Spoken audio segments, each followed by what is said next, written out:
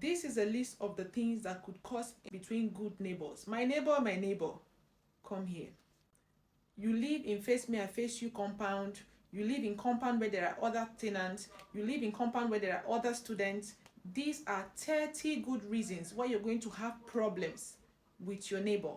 And if I give you this list, check them out. And anything that I mentioned here that you do, just know that it will not end well in that compound for you. It's going to end in tears, in regret, or in fights, like physical punching. Before we proceed, like, follow, and share for more tips. Entering each other's room often. Sharing utensils. Please, can I borrow your pot? Can I borrow your kettle? One day. Borrowing items and money. Begging.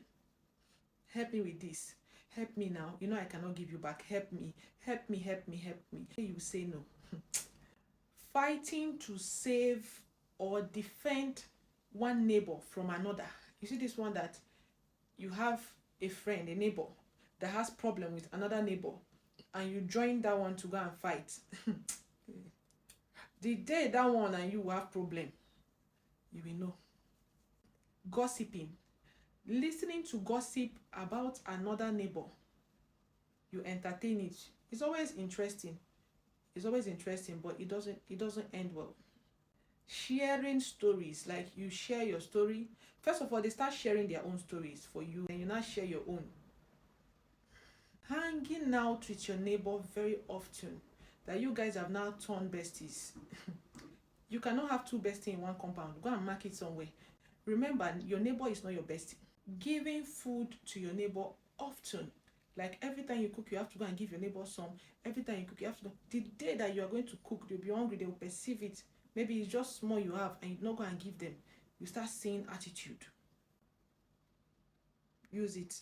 Sharing Wi-Fi payment. Keeping your key with your neighbor and keeping their own in your house. Spare key or main key. If something is missing, it's you to think about first. And if you lose something in your house, you're going to have trust issues with that person. My dear, your key is not supposed to be in your neighbor's house. Neither are they supposed to give their own to keep. Trusting them too much, like a sister or a brother. Like, how do you come to somewhere to live? You don't know somebody, and then you trust them so much that, no. Showing them what your boyfriend does for you. Seeking relationship advice from your neighbor, especially when they already know the story, like they know the guy and what he does for you. They are not the best people to advise you. Telling them to help you tell lies to your boyfriend. Things like, please, if you see my guy, if this guy come, tell him I'm not in.